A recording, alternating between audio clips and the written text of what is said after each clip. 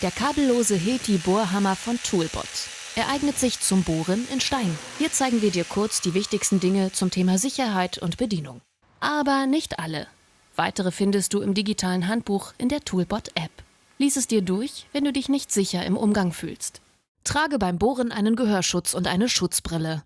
Arbeitshandschuhe können auch nicht schaden. Und bei viel Staubentwicklung auch einen leichten Atemschutz. Benutze den Zusatzgriff, um das Gerät fest in beiden Händen zu halten. Damit bohrst du präziser. Und sollte der Bohrer stecken bleiben, reißt er dir nicht die Hand ab. In den Hilti-Bohrhammer passen nur sogenannte SDS-Plus-Bohrer. Am besten mit diesem Prüfzeichen, sonst wird der Bohrer schnell krumm und die Löcher größer, als du willst. Wenn du Holz- oder Metallbohrer benutzen willst, leih dir besser den Hilti-Bohrschrauber aus.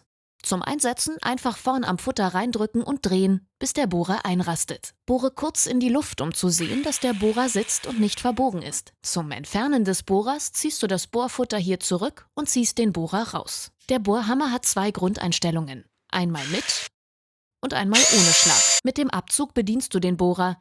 Leichtes Drücken bohrt langsam, starkes Drücken bohrt schnell. Pfeil nach vorn dreht nach rechts und bohrt. Pfeil nach hinten dreht nach links und kann zum Entfernen des Bohrers verwendet werden, wenn dieser feststeckt. Beim Bohren in Stein wähle die Einstellung Schlagbohren und Bohrrichtung nach vorn bzw. rechts dreh. Achte zuerst darauf, dass du den Bohrer genau waagerecht hältst, sonst rutschst du ab und das Loch wird schief. Zuerst solltest du den Bohrer ohne Druck auf das Loch halten und langsam drehen und locker schlagen lassen. Wenn du ein paar Millimeter an der richtigen Stelle gebohrt hast, hat der Bohrer eine Führung.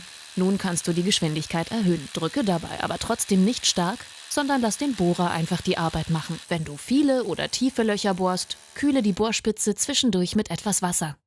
Wenn der Akku heiß ist, rausnehmen und abkühlen lassen. Wenn der Akku zu heiß zum Anfassen ist, stell das Gerät an einen Ort fern von brennbaren Materialien, lass den Akku abkühlen und kontaktiere den Toolbot Support. Viele Toolbot-Geräte haben Gebrauchsspuren. Das kommt daher, dass sie bei Defekt nicht entsorgt, sondern immer wieder repariert werden. Wenn jedoch etwas defekt erscheint oder dir etwas kaputt geht, benutzt das Gerät nicht mehr, sondern melde dich bitte bei uns. Und wir sorgen so schnell es geht für Ersatz. Und hab keine Sorgen vor Kostenforderungen, die Geräte sind versichert.